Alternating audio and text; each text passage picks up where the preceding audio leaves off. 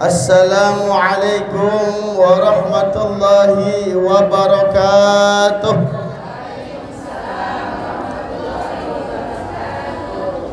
Alhamdulillah, alhamdulillahil qawiyyu sultanuh, al-wadihi burhanuh, al-mabsutil fil wujudi karamuh. Ta'ala majduhu wa 'azamu sya'nuh, khalaqal khalqah li hikmah wa tawa 'alaiha ilmah wa basata lahum min fawaidil minnah ma jarat bihi aqdarihil qismah. Ashhadu an la ilaha illallah wahdahu la syarika lah wa ashhadu anna sayyidana Muhammadan 'abduhu wa rasuluh la nabiyya ba'dah. Allahumma salli wa sallim ala nabiyyina Muhammadin wa ala alihi wa ashabi wa man tabi'ahum bi ihsani ila yaumil qiyamah. Amma ba'du.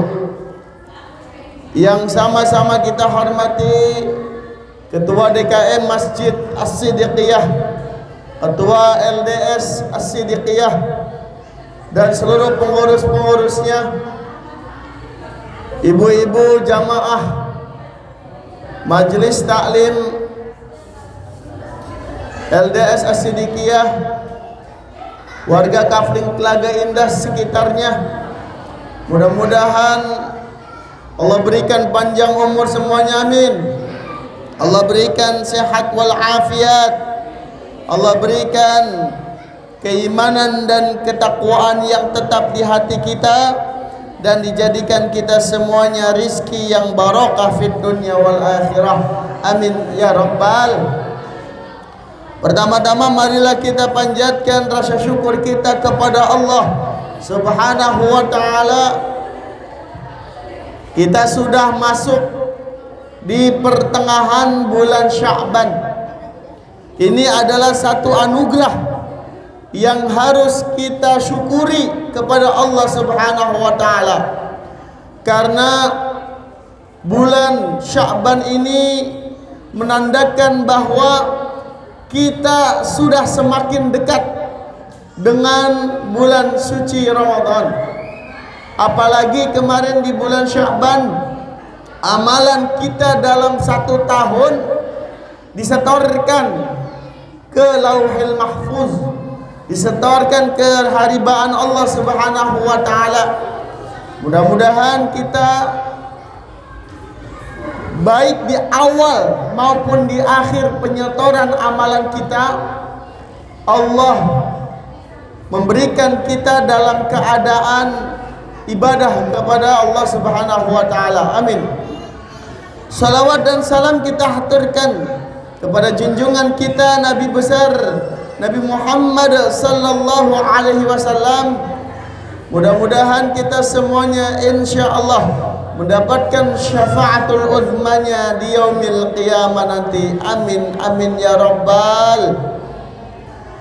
Ibu-ibu jamaah Majelis Taklim As-Siddiqiyah, sebelum kita kajian membahas kitab, nah ini kita bahas yang ini dulu ya, karena bentar lagi kita liburan.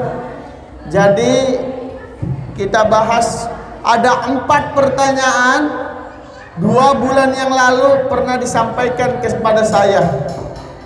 Kita bahas satu-satu dulu. Pertanyaan pertama, Pak Ustadz, orang yang sudah meninggal dunia saat mau dikafani kakinya tidak bisa lurus, bengkok. Ya, kalau ada saudara kita, sanak famili kita yang memang udah lama meninggal tapi baru ditemukan, kayak kemarin di Mustika Jaya Bekasi, orang udah dicor, ya, nagih utang, orang yang ditagih nggak terima, akhirnya dibunuh, mayitnya dicor, ya, mayitnya dicor. Nah, dalam keadaan seperti itu harus diurus juga tuh mayit. Ya, kemarin juga sudah bahas bahwa pernah suatu hari orang yang kelelep di kali baru ditemukan di sore hari udah membeku, udah mayitnya itu udah nggak bisa diseluruskan. Jadi begini tuh. Ya, apakah harus diluruskan? Ibu-ibu yang dimuliakan oleh Allah Subhanahu wa taala, kemarin kita sudah bahas tuh. Ya, tentang hal tersebut, bahwa mayit itu diusahakan untuk dilunakkan atau diluruskan badannya, diusahakan. Jadi kalau ada orang yang baru meninggal dunia itu badannya disunahkan untuk diluruskan, lurusin, disunahkan. Tetapi yang perlu diperhatikan adalah kalau jenazah tersebut masih bisa diluruskan, maka diluruskan. Tapi kalau jenazah tersebut tidak bisa diluruskan, tidak bisa diluruskan kakinya atau tangannya, maka sesuai dengan keadaannya saja, sesuai dengan kondisinya saja.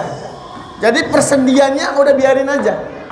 Makanya kalau ada orang yang meninggal tubuh, badannya, kepalanya diluruskan, tangannya langsung disedekapkan.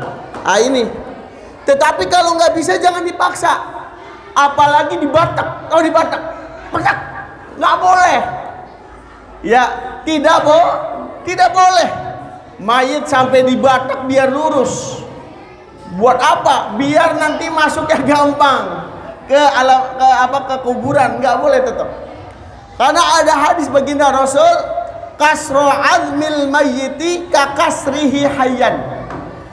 Memecah tulang belulang mayit sama seperti memecah waktu dia masih hidup. Maksudnya apa? Kalau kita nyakitin mayit, ya, berarti kita juga seperti menyakiti dia seperti hidup.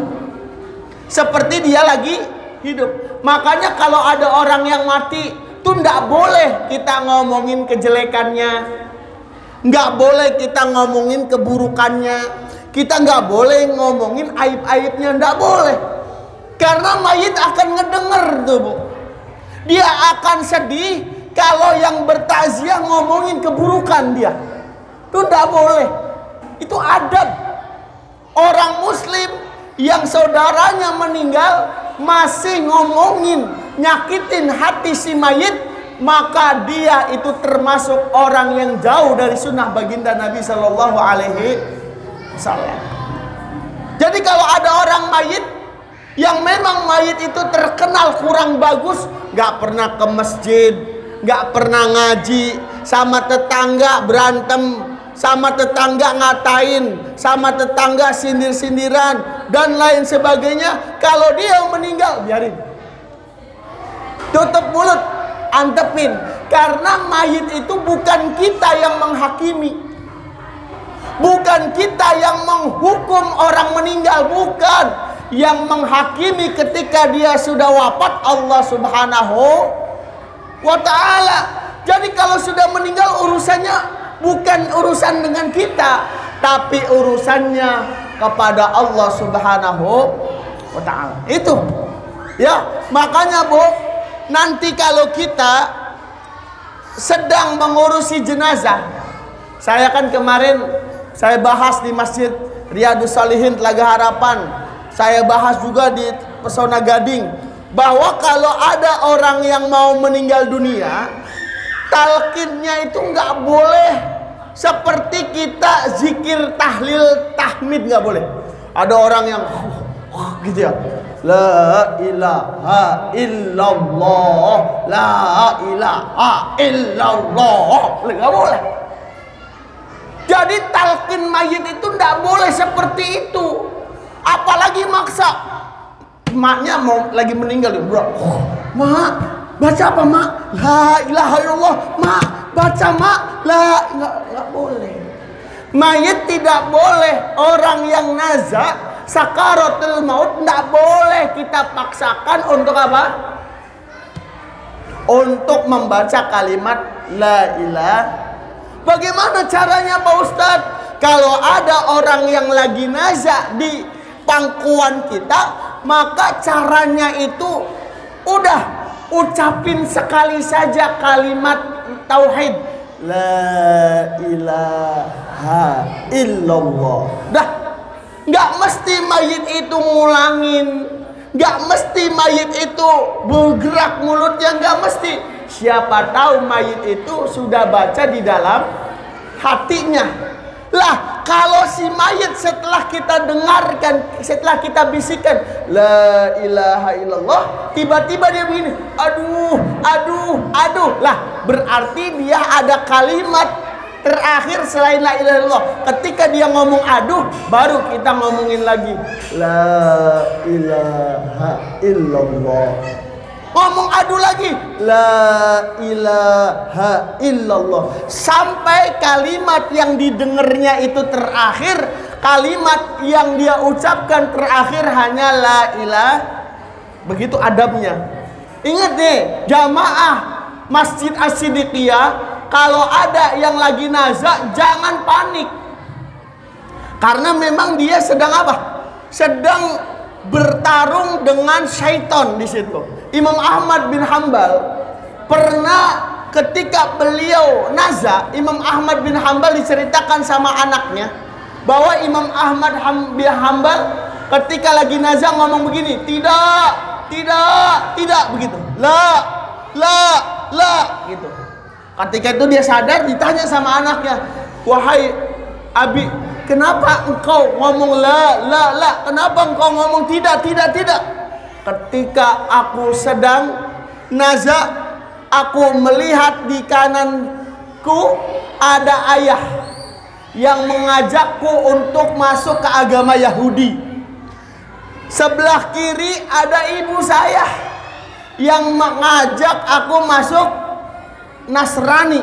Maka aku katakan la. Bu, dalam keadaan sakaratul maut, syaitan itu lebih parah menggoda kita.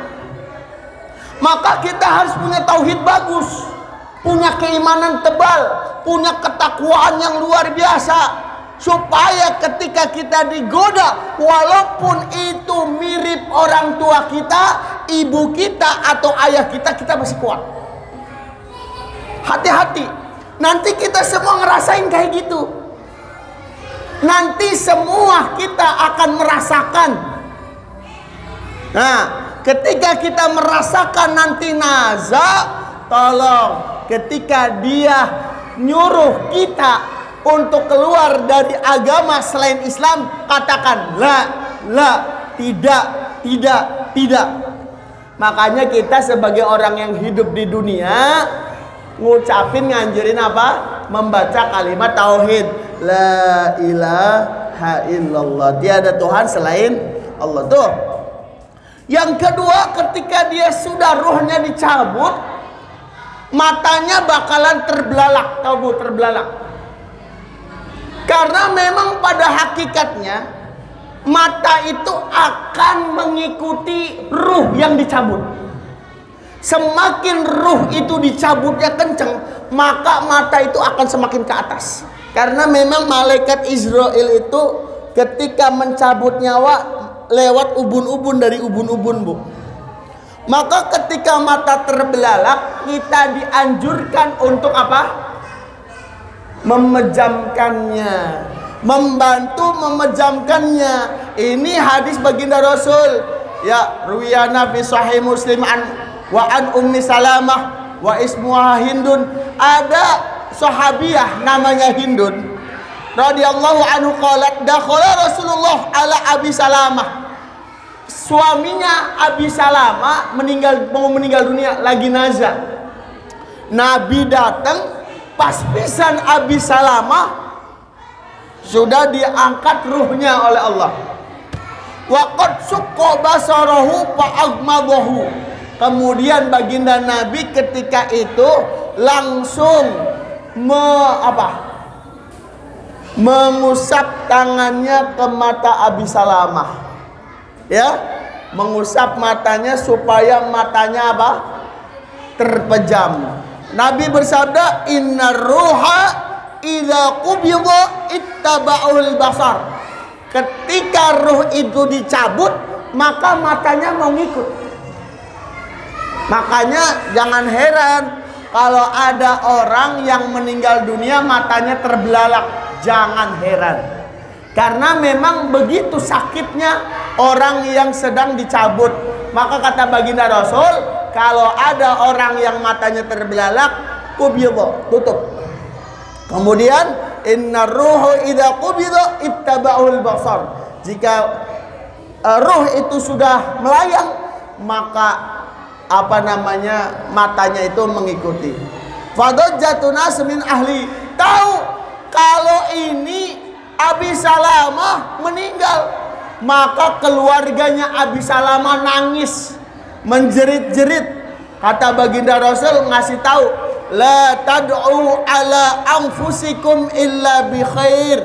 Janganlah kalian memanggil-manggil sesuatu kepada mayit yang jelek kecuali hal-hal yang buruk. Artinya kalau kita ada orang yang sudah meninggal, sudah matanya sudah kita pejamkan, maka kita doa yang baik-baik.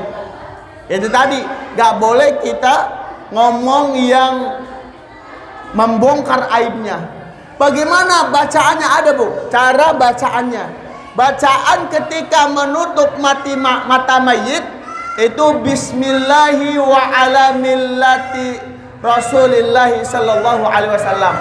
Bismillahi ala millati Rasulillahi sallallahu alaihi wasallam. Jadi kalau ibu nanti dapetin orang yang meninggal dalam keadaan terbelalak, maka doanya Bismillahi wa ala millati Rasulillahi sallallahu alaihi Bismillahi wa ala millati Rasulillahi sallallahu alaihi wasallam. Bismillahi ala millati Rasulillahi sallallahu alaihi wasallam. Gitu. Artinya dengan nama Allah dan atas agama Rasulullah sallallahu alaihi wasallam. Itu. Yang ketiga, setelah kita menutup mukanya, itu kita ambil kain supaya menyekat dagunya. Ya, kayak pocong-pocongan begitu, Bu. Tuh digituin, Bu. Ini sunnah. Ya. Begitu. Supaya apa? Supaya maslahat kepada mayitnya. Memang tidak ada hadis Nabi atau asar sahabat yang menyatakan demikian, tapi para ulama bilang untuk kemaslahatan nih mayit, maka mulutnya disekak. Mulutnya diikat begitu tuh. Sampai atas. Supaya ini mulut nggak menganga. Takutnya dia minta ketoprak, minta nasi uduk. Iya, enggak. Maksudnya takutnya ada binatang yang masuk, atau ada bau yang tidak sedap di mulut, atau supaya nih mayit wajahnya bagus. Kalau mangap kan nggak bagus bu mayit, ya kan? Kalau mangap nggak bagus. Makanya kalau udah selesai mayit meninggal, langsung nyari kain yang agak lebaran, ini ketebalan, yang tipis aja, agak lebar. Kemudian kita sekat. Boleh kita giniin, yang agak senyum-senyuman, itu nggak apa-apa. Biar nanti seakan-akan beliau ridho terhadap kematiannya. Dah. Itu yang ketiga.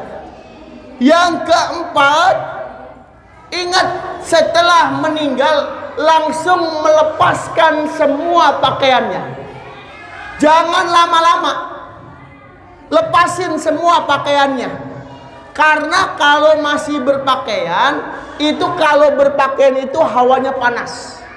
Sehingga menyebabkan mempercepat pembusukan badan.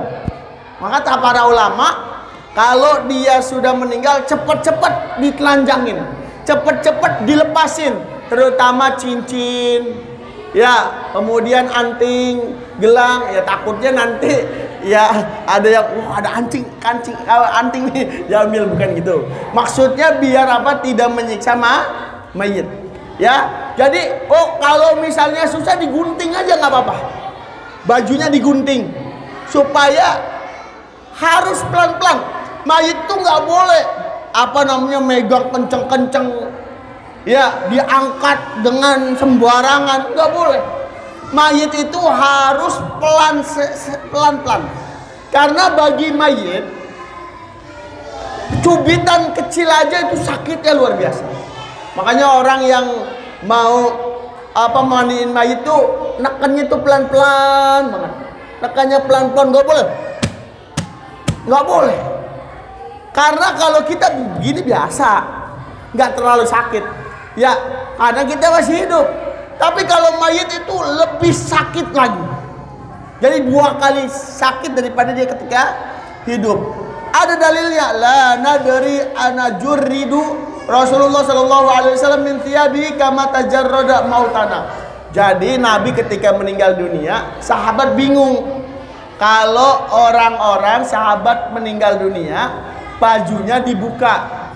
Dia bingung ketika Nabi meninggal, ini bajunya Nabi dibuka apa enggak. Ini menandakan bahwa hadis ini di zaman Rasulullah udah ada kebiasaan ketika mayit itu meninggal dunia, bajunya langsung dilepasin.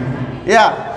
Kemudian yang kelima, setelah bajunya dilepaskan, kasih kain yang tipis.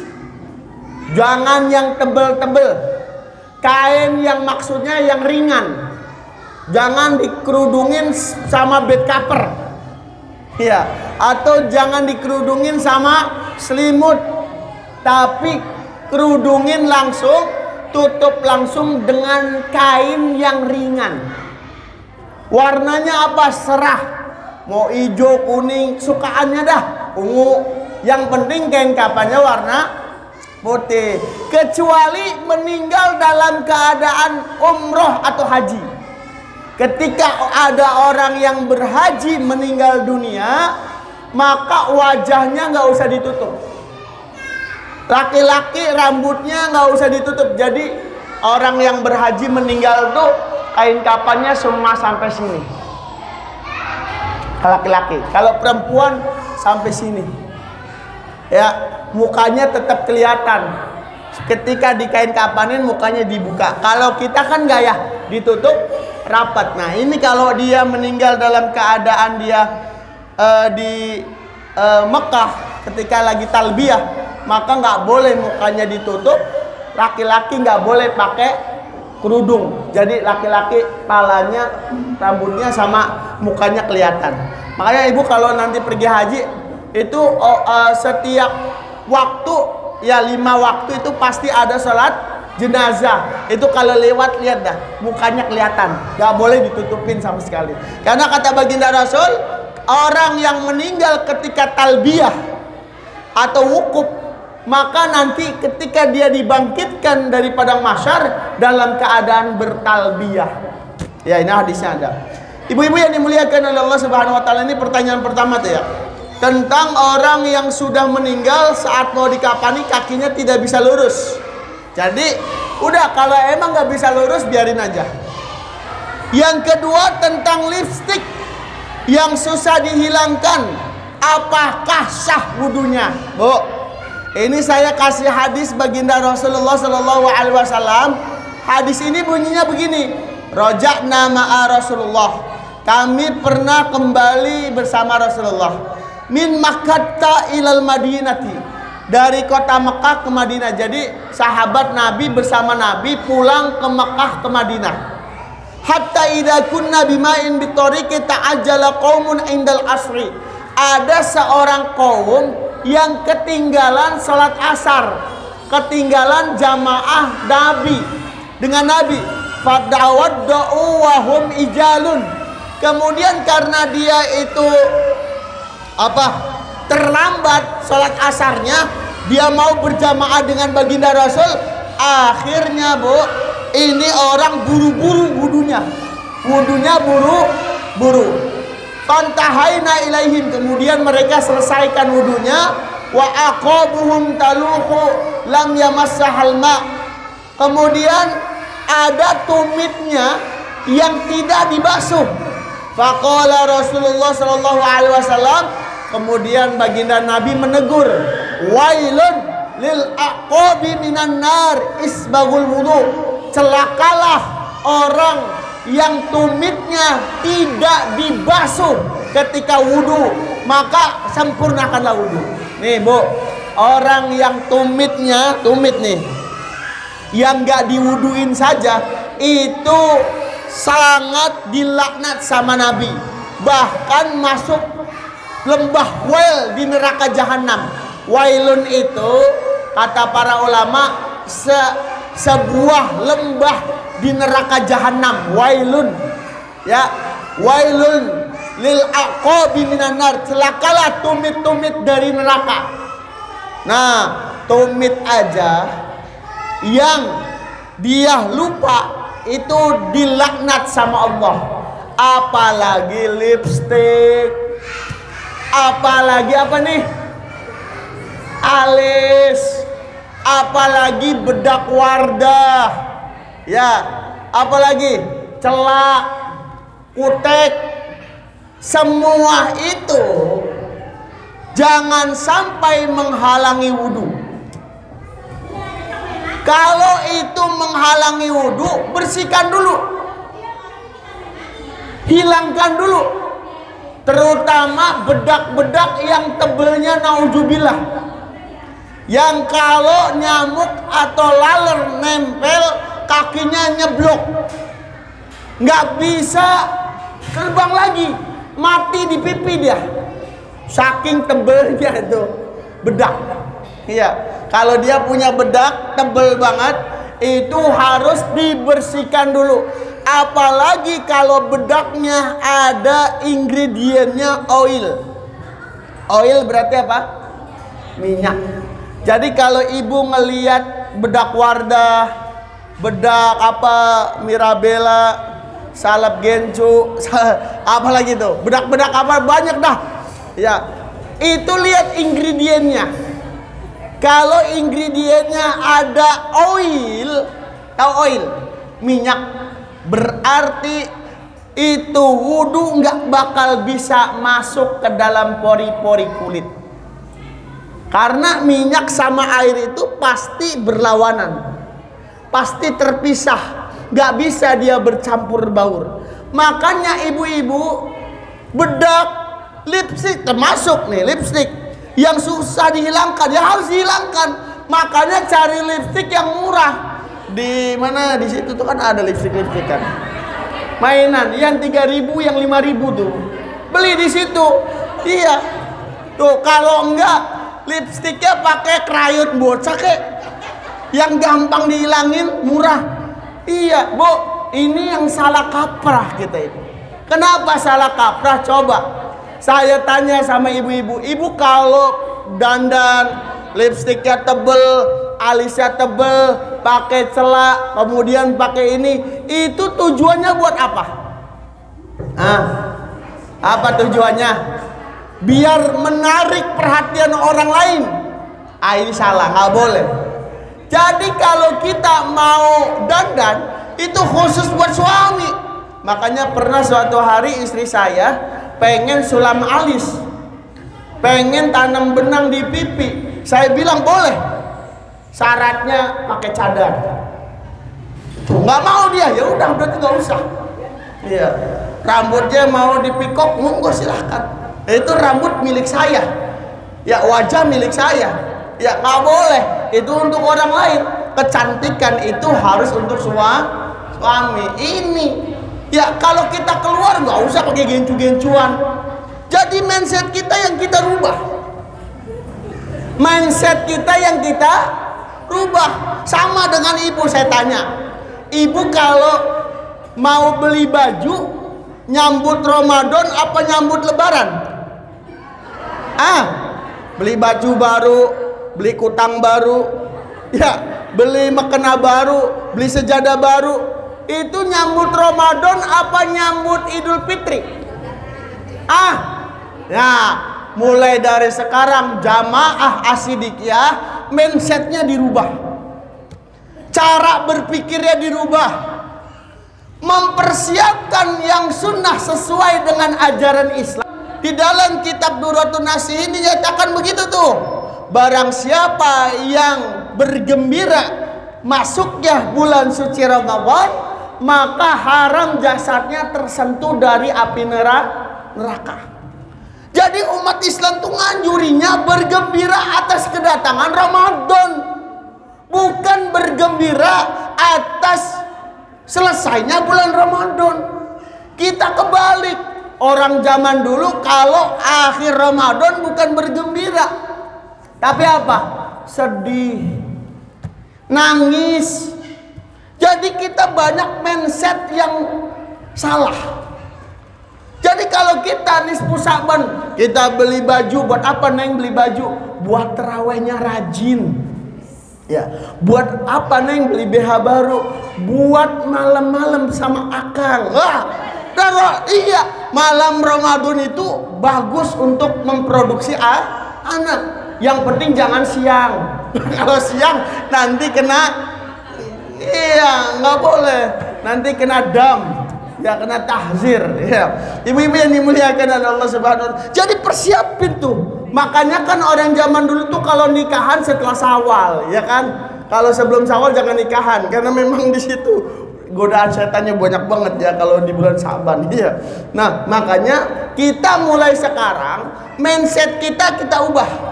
Jangan mempersiapkan Idul Fitri, tapi persiapkanlah pas Ramadan. Sama dengan kita juga ketika kita mau santunan yatim, mau memberi fakir miskin, mau membantu orang yang susah, dianjurkannya itu adalah sebelum Ramadan, biar mereka punya bekal buat buka puasa, buat sahur. Kalau nanti buat Ramadan apa ada zakat. Jadi yang bagus itu sedekah di nisfu Sya'ban. Kumpulin, panggil orang-orang fakir, anak-anak yatim, kasih. Ini adalah mindset yang kita rubah. Jadi mindset yang kita rubah, membeli persiapan menjelang bulan Ramadan. Makanya Bu, di Mesir itu kalau mau bulan Ramadan itu rumah dicat, sako dicat. Di depannya ditaruh lampu khas Mesir. Ya, itu begitu. Coba orang tua dulu. Orang tua dulu tuh kalau mau menyambut bulan Ramadan, saking nggak ada duitnya, akhirnya yang dirubah itu cuma apa? Cuma bangku. Yang tadinya bangkunya madep selatan, sekarang madep timur. Iya, coba dah. Supaya suasana baru, supaya suasananya itu tidak membosankan, supaya Ramadan itu lebih kuat. Beda sama suami kita, pas sebelum Ramadan ada lemburan gak diambil, betul gak? Pas Ramadan ada lemburan diambil, salah. Harusnya sebelum Ramadan ada lemburan ambil, nabung yang banyak di bulan Ramadan, sebelum Ramadan. Nah, pas ada Ramadan, ada lemburan, tolak. Saya mau fokus ibadah. Mindsetnya dirubah. Indonesia itu mindsetnya menyambut Idul Fitri. Nah, ini yang salah. Harusnya kita itu punya mindset menyambut Idul Ramadan. Ya, ibu-ibu yang dimuliakan oleh Allah Subhanahu wa Ta'ala, perlu diperhatikan. Ibu kalau salat Zuhur ada qobliyah enggak? Ada enggak? Ada ba'diyahnya enggak? Qobliyah zuhur berapa rakaat? 4. Ba'diyah zuhur berapa rakaat? 4. Jadi qobliyah zuhur 4, zuhurnya 4, ba'diyahnya 4. Salat zuhur berapa rakaat? 12 rakaat. Kok ibu salat tarawihnya 11 rakaat? Ibu salat zuhurnya 12 rakaat. Sholat tarawih 11 rakaat. Kalah sama sholat zuhur, sholat tarawih. Makanya masjid-masjid itu jangan 11. 23, kalau bisa 39. Sholatnya 36 rakaat, witirnya 3 rakaat 39. Itu kayak ahli Madinah. Penduduk kota Madinah itu sholat rawainya 36, witirnya 39 rakaat. Lah kita udah bacanya qul huwallah, bacanya surat pendek 11 rakaat. Ini ada yang mindset salah. Mumpung bulan Ramadan, cari sholat rawih yang banyak. Kalau seandainya 11 rakaat, cari yang 11 rakaat 2 jam. 1 rakaatnya 1 juz. Iya begitu. Ini ada yang salah di mindset kita. Kecuali kita terawihnya di pabrik, di PT. Kalau di pabrik, di PT, terawihnya 11 rakaat nggak apa-apa. 4 rakaat aja nggak apa-apa, sama witir 3 rakaat 7 rakaat juga nggak apa-apa, karena memang dia dalam keadaan apa? Bekerja. Lah kita nganggur, kita nggak ngapa-ngapain, kita sambil ngupil, sambil ngerokok, sambil apa gitu ya. Terawih kok 11 rakaat. Cari dong yang 20 rakaat, kalau bisa cari yang 36 rakaat. Kalau 36 berarti berapa kali salam, Bu? 18 kali salam. Jangan kalah sama sholat johor. Sholat johor aja 12 rakaat, terawih 11 rakaat ya. Ketinggalan zaman, Mang. Begitu. Nah, cari yang 23 rakaat yang selesainya jam 10 malam. Jangan nyari yang 23 rakaat, cari masjid yang 23 rakaat yang ekspres bacaannya. Isanya jam 7, selesai setengah 8. Nah ini nih imam yang gua suka. Bagaimana iman kita tumbuh? Ya, bagaimana kita mau berzikir kepada Allah, sedangkan kita masih mikirin ini imamnya cepet apa enggak. Ini banyak mindset yang salah. Banyak mindset yang salah kaprah. Ya, ibu-ibu yang dimuliakan oleh Allah subhanahu banyak dah. Nah, ini juga sama. Masalah lipstick. Mindsetnya kita rubah. Kecantikan itu khusus untuk suami. Makanya orang-orang Mesir, orang-orang Mekah itu pada pakai cadar. Bahkan cadar itu sunnah. Menurut apa? Menurut Imam Syafi'i. Makruh menurut Imam Maliki kalau negara tersebut memang adat istiadatnya itu memang adat istiadatnya nggak pada pakai cadar. Kalau adat istiadatnya membolehkan pakai cadar sunnah. Ya, Imam Syafi'i sunnah muakkadah. Semakin dia pakai cadar, semakin dia tertutup, berarti imannya makin kuat. Itu Imam Syafi'i. Kalau kita pemeluk Imam Syafi'i pakai cadar. Nah, boleh dah pakai lipstik yang tebel, pakai bedak yang tebel, ya, pakai apa ini yang tebel, boleh dah. Itu untuk suami. Kalau kita buat keluar, buat kondangan, buat arisan, buat sosialita, buat jajan di warung beril, buat beli nasi uduk, buat belanja di warung, buat belanja di SGC, seadanya saja, minimal untuk memperbagus aja. Jangan sampai budak juga di perempuan buluk banget, ya jangan juga. Jadi jangan berlebihan, jangan kekurangan juga. Jadi intinya, Bu, lipstick apa namanya ini apa? Blush on, kemudian bedak, kemudian alis, kemudian apa namanya? Celak, kemudian kutek, itu harus dihilangkan sebelum wudhu. Sebelum wudhu dihilangkan dulu, terutama di kutek, karena air wudhu itu harus menyentuh kuku. Kuku itu harus kesentuh wudhu. Nah, terutama apa? Terutama lipstick yang mengandung oil, yang menyebabkan air nggak masuk. Tapi kalau bedak lipstick ininya nggak tebel, nggak apa-apa, langsung wudhu saja. Kalau tebel, hilangkan dulu. Begini ngilanginnya. Buas. Ya saking tebelnya Bu ya. Kalau enggak ibu kumpulin lagi, sayang soalnya mahal. Ya, nah, ya itu. Jadi lipstick ini bisa menghalangi wudu. Orang yang lipstiknya tebel ini mengakibatkan wudunya tidak sah. Kalau wudunya tidak sah, sholatnya juga apalagi tidak sah. Kemudian ibu-ibu yang dimuliakan, pertanyaan yang ketiga tentang sholat jamak qashar.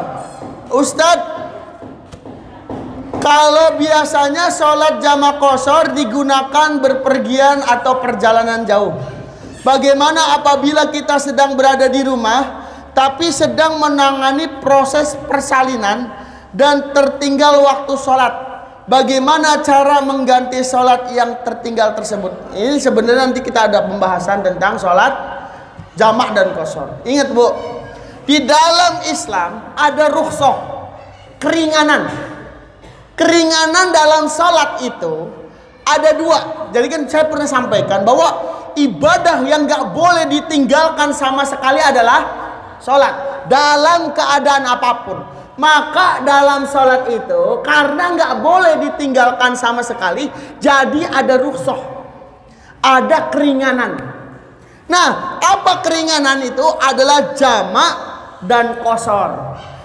Qashar atau jamak, qashar jamak atau jamak qashar berbeda Bu. Jamak qashar itu berbeda. Jamak ya jamak, qashar ya qashar. Kita bisa sholat qasharnya aja boleh. Kita sholat jamak saja boleh. Atau boleh jamak dan qashar. Qashar dan jamak boleh dua-duanya. Ya. Nah, apa itu apa qashar dulu dah? Apa qashar? Qashar itu dari kata qasrun, artinya pendek atau kecil. Qasir. Ya. Mengecilkan, memendekkan. Qashar, memendekkan. Jadi kalau yang tadinya 4 rakaat jadi 2 rakaat. Qashar ini cuma ada di 3 ibadah sholat, yaitu sholat Zuhur, Asar, sama Isya. Maghrib 1,5 nggak bisa Bu. Bagaimana 1,5? Susah. Subuh 1 rakaat, wah ribet. Ya, maka yang cuma bisa dijamak adalah apa? Zuhur, Asar, sama Isya. Nah, kalau jamak ini uzurnya cuma 1 di dalam itu. Qashar itu cuma 1. Ini kan masa qashar ya. Itu adalah karena perjalanan. Qashar itu hanya karena dalam perjalanan. Berapa meter Pak Ustadz perjalanannya? 2 marhalah. 1 marhalah sekitar 45 km. Jadi kalau 2 marhalah sekitar 90 km. Tapi kata para ulama ada yang 83, ada 85, ada yang 90 juga. Pokoknya intinya kalau 83 ke atas kilometer berarti kita membolehkan untuk qashar. Untuk sholat qashar Zuhur 2 rakaat. Kenapa? Karena kalau kita dalam perjalanan biasanya buru-buru atau capek, macet, akhirnya kita diperbolehkan mempersingkat sholat kita. 4 jadi 2. Ya, nah kemudian ingat, yang di qashar itu perjalanan yang minimal mubah, wajib, sunnah, mubah. Yang makruh nggak boleh di qashar. Yang perjalanan haram nggak boleh di qashar. Kok Ustaz ada perjalanan wajib, sunnah, mubah, makruh, haram? Ada Bu. Contoh perjalanan wajib, perjalanan apa? Perjalanan pergi haji. Itu adalah perjalanan wajib. Maka kita wajib qashar. Ingat, ini saya sering berdebat sama keluarga saya sendiri. Sementang-mentang dia bisa sholat sempurna, ini Allah ngasih rukhsah, ngasih keringanan. Jadi sholat qashar aja. Saya kalau pulang kampung itu sholat saya selalu qashar. Selalu 2 rakaat saya kalau pulang kampung. Ke Bogor 2 rakaat. Karena Allah masih keringanan. Minimal 3 hari 3 malam dalam perjalanan. Kalau lebih dari 3 hari 3 malam, maka sholatnya nggak boleh dikosor lagi. Karena dia sudah mukim, di situ udah menetap. Tapi kalau 3 hari 3 malam kita nginep di Bogor, kita nginep di rumah di kampung halaman, itu boleh kita mengkosor selama 3 hari 3 malam. Ini perjalanan wajib. Perjalanan sunnah itu yaitu pulang kampung, silaturahim, umroh, sunnah. Nah ini adalah perjalanan sunnah. Maka kalau kita ngekosor itu sunnah hukumnya. Kemudian ada kosor perjalanan mubah. Contohnya perjalanan dagang. Kita kirim barang ke Surabaya, kita kirim barang ke Yogyakarta. Itu perjalanan dalam niatan berniaga. Tapi ada perjalanan makruh. Contohnya kita mengantar petai misalnya. Kita nganter jengkol, dagangan jengkol, kita dagang jengkol. Atau kita nganter kain kapan, jual kain kapan, itu nggak makruh. Jadi kain kapan itu sebenarnya makruh untuk dijual belikan. Kain kapan itu yang bagus diberikan, disedekahkan, bukan dijual beli. Karena kata para ulama menjual kain kapan itu hukumnya makruh. Apa contohnya perjalanan haram? Yaitu berjalan untuk pergi ke maksiat. Mau ke Surabaya, mau nemuin selingkuhan, nah itu nggak boleh. Ya itu nggak boleh kosor itu. Ya, ibu-ibu yang dimuliakan oleh Allah Subhanahu Wa Taala itu kosor. Ya kosor 4 jadi 2. Nah berbeda dengan jamak. Jamak itu dari kata jamaah, artinya mengumpulkan, menggabungkan. Jadi zuhur digabungkan dengan asar, maghrib digabungkan isya. Tapi nggak boleh maghrib digabungkan asar, johor digabungkan subuh, isya dewekan, itu nggak boleh. Jadi sudah ketetapan jamak itu boleh digabungkan zuhur dengan asar, maghrib dengan isya. Nah kalau jamak toh berarti kita salatnya 8 rakaat. Kalau jamak zuhur asar, zuhur 4 rakaat, asar 4 rakaat. Misalnya kita laksanakan di awal waktu, di waktu zuhur, itu namanya jamak takdim. Dari kata kodama artinya jamak yang didahulukan waktunya. Kalau kita zuhur ke asar, kita laksanakan di asar, itu namanya jamak takhir. Ya, jamak yang diakhirkan. Nah, berbeda dengan qasar. Kalau qasar itu harus dalam perjalanan. Kalau jamak itu boleh 1 karena perjalanan, 2 karena dia sakit, yang ketiga karena hujan lebat, yang keempat karena keadaan darurat. Kalau qasar tadi, qasar itu kita lakukan harus di luar kampung.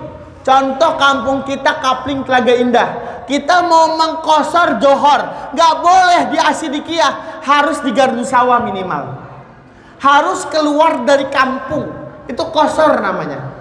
Ya, tapi kalau jamak boleh di rumah, nggak mesti di luar kampung, nggak mesti di luar kawasan kita tinggal. Kalau qasar harus keluar dari tempat tinggal kita. Jadi kita misalnya dalam perjalanan mampir ke pom bensin, itu boleh qasar. Tapi kalau di rumah dulu, ini kayaknya perjalanan jauh nih, nggak bisa sholat asar, kita jamak qasar dulu di rumah, boleh nggak? Qasar dulu di rumah boleh nggak? Nggak boleh. Karena qasar itu harus keluar daripada kampung halaman dia. Artinya dalam perjalanan itu qasar. Tapi kalau jamak boleh di rumah. Kalau jamak boleh di rumah, kalau dia bukan dalam perjalanan. Contoh sakit parah, kita diinfus, kemudian kita masih punya wudhu, asar, udah jamak takdim boleh. Termasuk orang yang sedang persalinan, ngurusin persalinan itu. Ini kan pertanyaannya, kalau saya sedang persalinan boleh nggak jamak? Yang boleh jamak, qasar nggak boleh. Yang boleh dijamak.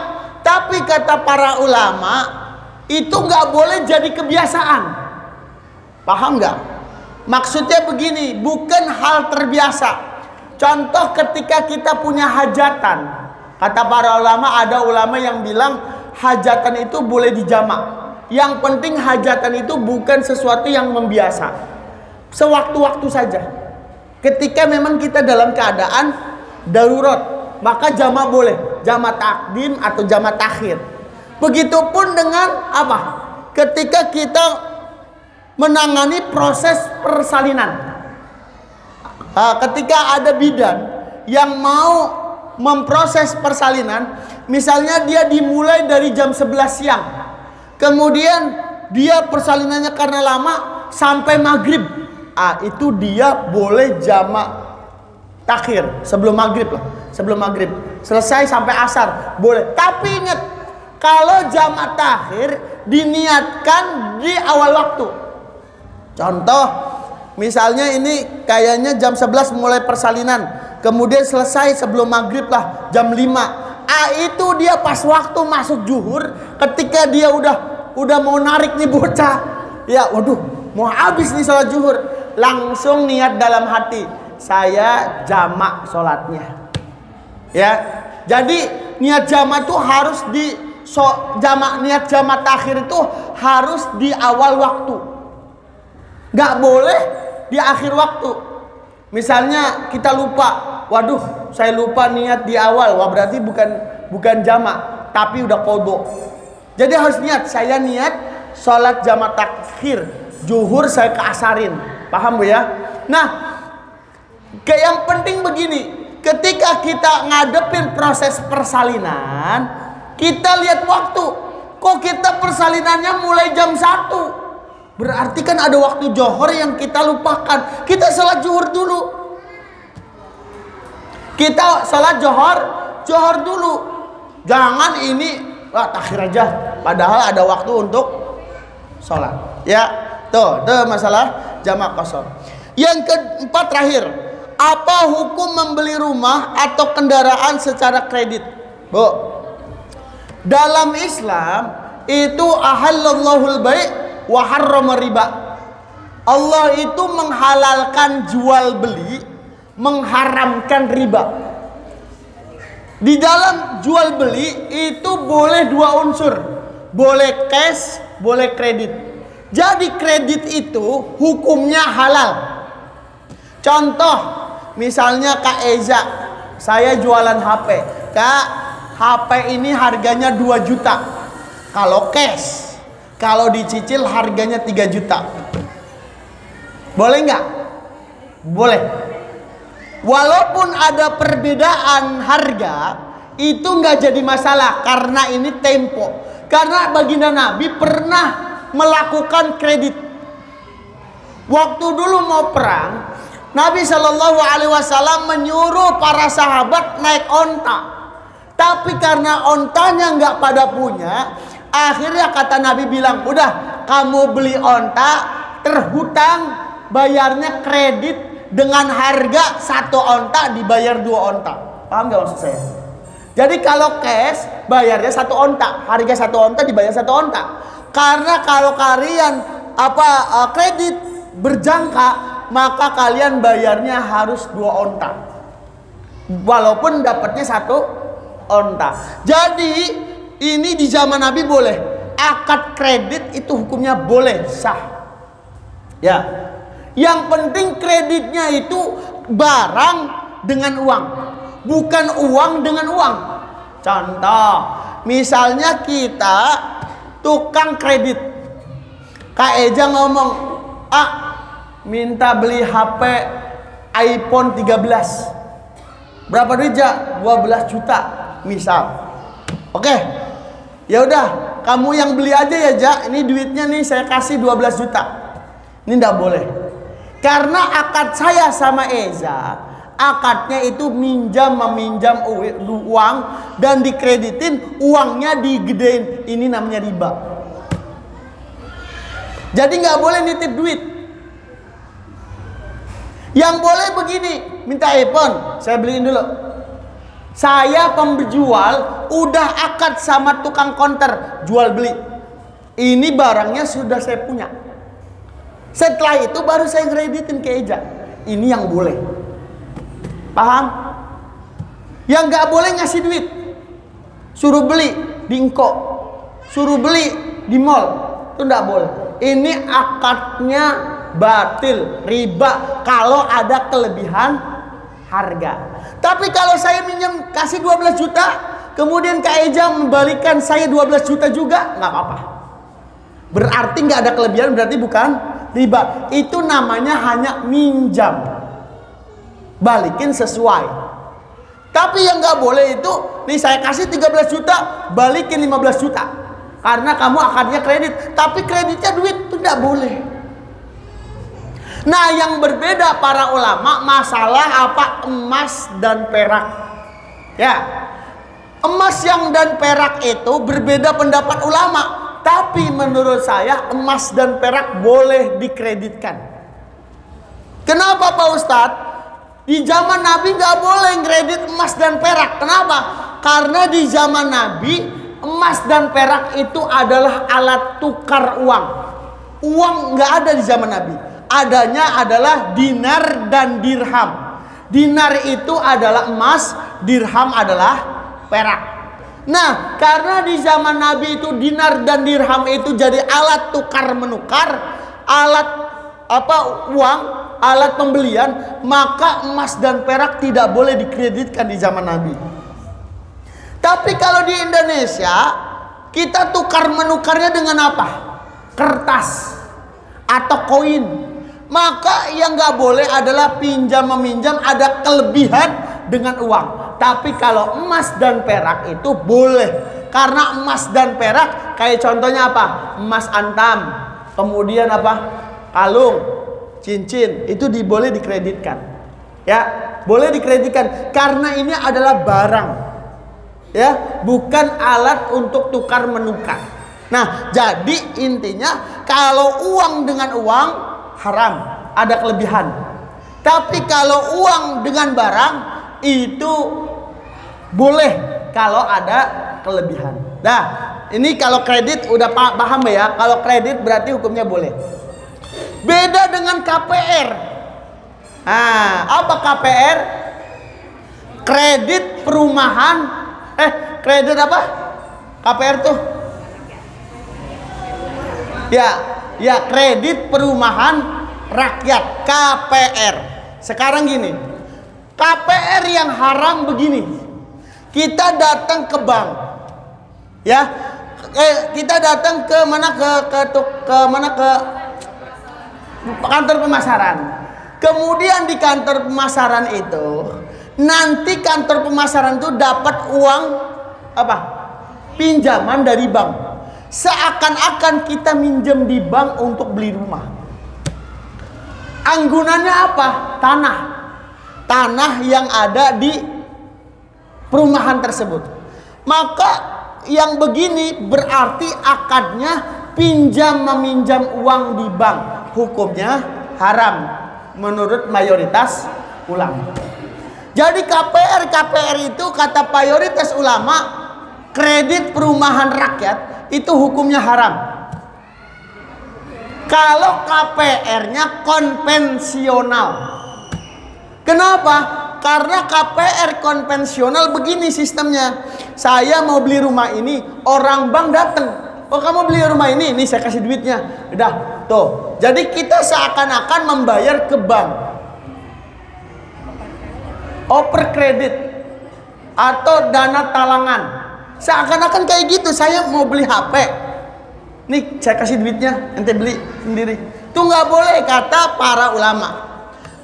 Berbeda dengan yang namanya KPR syariah. Maka kalau punya rumah, cari banknya bank syariah. Kalau bank syariah, akadnya itu kepemilikan dulu. Contoh, ketika kita beli rumah syariah atau rumah ini, bank itu akan membayar rumah tersebut dulu. jadi milik bank, kemudian bank menjual kepada pembeli. Sama halnya kayak tadi saya beli dulu, ini jadi milik saya, baru saya kreditin. Jadi Eja kreditnya ke saya dalam bentuk apa? Barang dengan uang. Tapi kalau KPR konvensional, bank konvensional, itu nggak begitu sistemnya. Nanti beda lagi sama leasing ya. Beda lagi sama leasing. Kalau leasing itu bukan ngasih dana talangan, tapi leasing itu pengalihan penagihan. Paham nggak Bu pengalihan penagihan? Jadi misal saya berhutang sama Kak Rizky. Kak Rizky, Kak Eza, karena saya sulit menagih Kak Rizky, tolong Kak Eza yang nagih. Gitu. Jadi Kak Eza sebagai apa? Leasing. Boleh, boleh. Itu namanya pemindahan hutang. Dalam Islam pemindahan hutang hukumnya boleh. Nah, yang nggak boleh begini. Yang nggak boleh gini. Saya punya rumah, kemudian Kak Eja punya duit, Kak Eja ngasih ke Rizky baru bayar saya. Jadi hutangnya itu Kak Eja ke Rizky. Nah, ini kayak hutang uang dengan uang. Nah, yang jadi KPR konvensional tuh seperti itu. Di bank konvensional itu mayoritas ulama, tapi ada sebagian kecil ulama memperbolehkan selama itu adanya di bank. Maksudnya apa? Bukan di bank emok. Riba jahiliyah. Nih, tahu nggak Bu? Kejamnya bank emok. Itu lebih kejam dari bank. Makanya kalau ada di kampung kita, bank emok usir. Jangan ada di kampung kita tuh bank emok. Itu yang menyebabkan ketidakberkahan kampung. Kalau ada kampung bank emok, rentenir, langsung diusir. Pak RT, Pak RW kasih tahu. Kenapa? Disitulah menyebabkan kampung itu penuh dengan musibah. Karena satu dinar riba, satu dirham riba itu setara dengan 16 kali zina.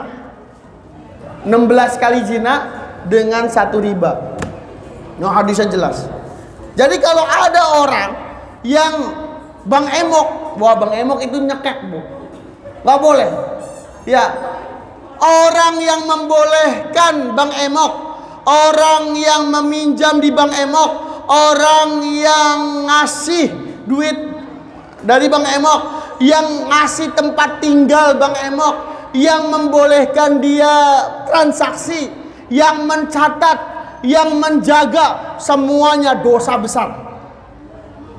Bahkan ada 10 kabair, ada 10 dosa besar, salah satunya adalah aklur riba, memakan harta riba. Ya, memakan harta riba. Nah, tetapi memang ada perbedaan pendapat Bu di bank ya. Nih, di bank itu kata beberapa para ulama membolehkan kita meminjam uang kalau itu ada manfaatnya. Contoh, misal kita punya apa? Punya usaha mie ayam atau usaha jualan kelontong. Kita mau memperbesar. Daripada saya nggak bisa ngeluarin uang, nggak punya dana yang besar, maka minjam di bank hukumnya boleh. Karena di situ ada nilai manfaatnya. Kata beberapa para ulama, bahkan MUI udah memfatwakan meminjam uang untuk harta yang bertambah, yang nanti dia dapat untung terus mengalir keuntungannya, itu hukumnya boleh. Ini kata MUI Indonesia. Ya, yang nggak boleh buat makan, yang nggak boleh buat kepentingan hura-hura. Ini kalau di bank ya. Tapi kalau di bank emok, mau buat sekolah kek, mau buat usaha kek, mau buat makan kek, mau buat seneng-seneng, tetap haram kalau bank emok. Kenapa? Karena itu nyekek. Itu namanya ribanya riba jahiliyah. Riba di zaman jahiliyah begitu. Iya, riba jahiliyah. Kalau di bank kita udah ketahuan bunganya, ya kan? Bunganya udah ketahuan. Kalau di bank bunganya 0,5% sehari misalnya atau sebulan, ketahuan. Tapi kalau bank emo, kita terlambat langsung membengkak. Terlambat lagi anak-anaknya ada, terlambat lagi cucu-cucunya, terlambat lagi cicit-cicitnya, sampai itu ngutang 1 juta balikinnya 15 juta. Nih kalau ada orang yang kayak gitu, usir, Bu. Itu bahaya banget, dan itu bisa menyebabkan kita nggak berkah lingkungan kita. Iya, apalagi kalau penagihannya udah pakai debt collector. Debt collectornya sadis. Oh, bayar nggak? Kalau nggak bayar, rumah gua rubuhin. Na'udzubillah. Padahal dalam agama Islam, dalam menagih orang yang berhutang itu dengan yang baik-baik. Misal ada saudara kita yang punya utang, tagih, wajib. Menagih hutang tua wajib. Orang yang punya utang sama kita, kita tagih, itu wajib. Tapi cara penagihannya yang baik. Kalau dia nggak bisa melunasi, kasih jangka waktu lagi. Nah, selama ibu ngasih jangka waktu tersebut, ibu dapat pahala terus. Jadi kalau ibu ngasih jangka waktu sama orang yang berhutang, itu pahalanya mengalir terus. Saya punya teman ngutang sama saya 1 juta. Saya tagih setiap bulan, saya tagih. Tapi saya nggak marah, saya cuma nagih. Saya bilang, saya cuma ngingetin. Kenapa? Semakin saya banyak ngingetin, saya semakin banyak pahala. Jadi ada nanti orang yang dibangkitkan di padang mahsyar, kemudian dia ditanya, kamu punya amalan apa? Saya nggak punya amalan apa-apa ya Allah. Ya udah masuk neraka. Ya Allah, tapi saya ada amalan. Saya ngasih utang sama orang yang susah, kemudian saya tagih, tapi dia belum bisa bayar. Kemudian saya kasih waktu tenggang. Dengan gara ini dia diangkat derajatnya masuk surga. Jadi kalau kita nagih jangan pakai emosi. Kalau emang dia nggak kuat, kasih jangka waktu. Terus diingatkan. Terus diingatkan. Begitu. Nah, kalau dia meninggal dunia, kita ngasih dispensasi. Ya udah, saya ikhlas, hutang saya dilunasin. Ya udah, itu jadi pahala luar biasa buat kita. Begitu. Ya. Jadi intinya ya, kalau di KPR itu masih ada perbedaan pendapat. Kalau KPR-nya syariah itu hukumnya boleh. Sepakat ulama. Tapi kalau KPR-nya konvensional, ulama berbeda pendapat. Tapi mayoritas ulama hukumnya haram. Pak Ustadz, bagaimana kalau rumah saya udah KPR konvensional? Kalau bisa, ibu pindah bank, bisa nggak? Contoh, misalnya ibu beli perumahan Telaga Harapan, kemudian pakai KPR-nya KPR konvensionalnya Bank Mandiri. Ibu ngomong ke Bank Mandiri atau ke perumahan, Pak, bisa nggak saya pindah kredit, oper kredit ke apa? Ke bank syariah. Saya tanya, ibu nanti kalau di mana di Arab Saudi itu orang Indonesia itu biasanya apa? Mandiri Syariah, BNI Syariah ya, tas-tasnya. Ya boleh. BNI Syariah, Mandiri Syariah, BSI Syariah itu boleh. Bank Syariah Indonesia itu boleh. Ya, dan itu justru kayak kita minum acidic water, di situ ada tulisan halal. Oh, ini halal. Walaupun air minum halal, ya udah kita minum. Ya, kalau di situ ada barang yang najis atau barang yang haram, dosanya bukan buat kita, tapi dosanya buat orang yang bikin. Nah, kalau ada kemasan yang nggak ada halalnya, ini jangan diminum. Begitu. Sama dengan bank. Kalau bank itu labelnya syariah, maka kita apa? Nabung di situ. Tapi kalau labelnya konvensional, tidak ada syariahnya, ibu-ibu mikir 2 kali. Kalau darurat nggak apa-apa. Kalau darurat seperti buat apa? Buat pembangunan sarana prasarana buat kita usaha. Nah, itu mungkin beberapa ulama boleh seperti MUI Indonesia. Wallahu a'lam bishawab. Itu saja Bu ya. 4 pertanyaan saja ini udah luar biasa. Ada yang bertanya? Sudah ya? Karena udah siang. Ya, nanti insya Allah Ibu kalau misalnya ada bertanya, ngomong dah sama Pak Gunawan atau ibu-ibu nanti. Ya kita asik, nggak usah ngaji kitab ya, nggak usah, nggak apa-apa. Ngajinya apa? Pertanyaan-pertanyaan aja itu udah luar biasa. Jadi kalau ngajinya pertanyaan-pertanyaan itu kita membuka cakrawala dan permasalahan-permasalahan itu mungkin terjadi sama kita. Jadi kita ada solusinya. Wallahu a'lam bishawab. Mari kita sama-sama baca Al-Fatihah. Mudah-mudahan kita semuanya diberikan oleh Allah Subhanahu wa taala umur yang panjang, ya, diberikan sehat walafiat, diberikan keturunan yang saleh dan salehah, dan rezeki kita penuh dengan keberkahan, dijauhkan dari keharaman. Dan juga kita berdoa, ya Allah, mudah-mudahan kita diistiqomahkan di dalam bulan suci Ramadan. Tarawihnya 30 hari, nggak mungkin ibu-ibu pasti haid ya. Ya, tarawihnya sempurna dah minimal. Ya, puasanya juga sempurna. Dan insya Allah semuanya jamaah Asidikiyah mendapatkan keutamaan Lailatul Qadar. Amin ya rabbal alamin. Ila hadhihi niyyah wa kulli niyatin sallu ala hadratin Nabi Mustafa Rasulullah sallallahu alaihi wasallam. Al-Fatihah. A'udzu billahi minasyaitonir rajim. Bismillahirrahmanirrahim. Alhamdulillahi rabbil alamin arrahmanir rahim maliki yaumiddin.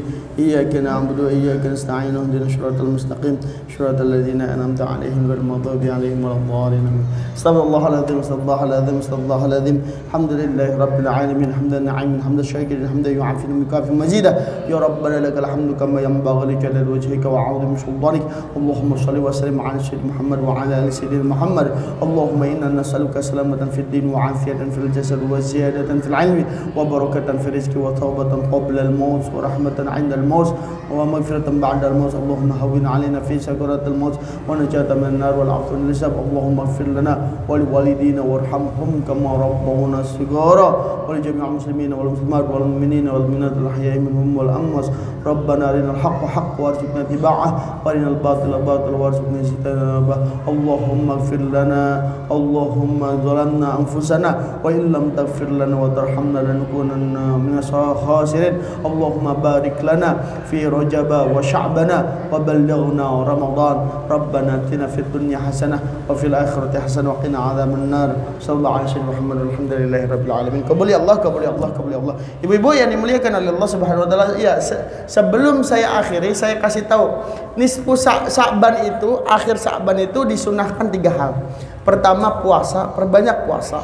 Yang kedua ziarah kubur, itu sunnah di Sa'ban. Nabi Muhammad SAW di malam nisfu Sa'ban beliau berziarah ke makom Baqi.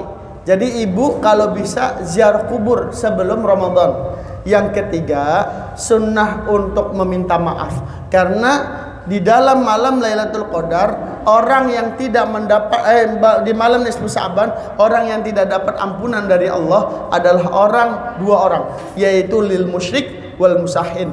Musahin ini orang yang pertama musyrik, yang kedua orang yang sedang berantem atau orang yang sedang bertengkar atau orang yang sedang saling membenci.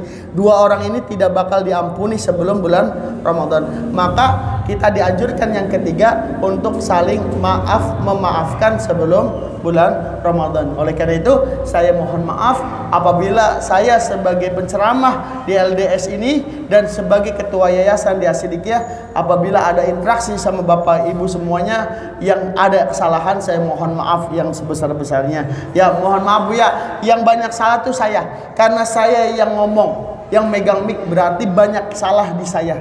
Kalau ibu-ibu makan diem bae dari tadi ya, ada yang sambil ngantuk ya, sambil resah kanan kiri gitu ya. Itu nggak apa-apa buat saya, itu bukan kesalahan. Justru yang banyak salah itu salah. Saya mohon maaf yang sebesar-besarnya. Akhirul kalam, ihdinas siratal mustaqim wal afwa minkum. Wassalamualaikum warahmatullahi wabarakatuh.